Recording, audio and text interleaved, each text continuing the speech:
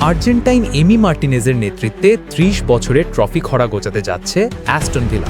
গতরাতে ইউরোপা লিগের শেষ ১৬র দ্বিতীয় লেগের ম্যাচে অ্যাস্টন ভিলা ২-০ গোলে হারিয়েছে ফ্রান্সের দল লিলেকে। ২ লেগ মিলিয়ে ৩-০ গোলে এগিয়ে থেকে কোয়ার্টার ফাইনালের ট্রেনে চেপে বসল এমির দল। ম্যাচের প্রথম গোলের বিল্ড আপে এমি সরাসরি ভূমিকা রাখেন। ৫৪ মিনিটে এমি ভলি করে নিখুঁতভাবে জর্ডান সানচোর পায়ে বল দেন। সানচো ডি বক্সে ঢুকে পাস দেন অধিনায়ক ম্যাকগিনকে। ম্যাকগিন সহজে গোল করেন। এমি মাঝমাঠে দৌড়ে এসে উদযাপন করেন। ম্যাচের বিভিন্ন সময়ে লিলের সংঘবদ্ধ আক্রমণও প্রতিহত করেছেন এমি। গোলে অবদান আবার গোল পোস্ট রক্ষা দুটোই ভালোভাবে সামলেছেন এমি মার্টিনেজ।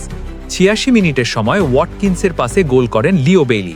ভিলা পার্কে ২-০ গোলে জয়ে অ্যাস্টন ভিলা। বিশ্ব চ্যাম্পিয়ন এমির ক্লাব ফুটবলে কি যোগ হবে প্রতীক্ষিত ট্রফি? আর্সেনালের সাথে এফএ কাপ, তার পরের অপেক্ষা কি খুঁজবে এবার?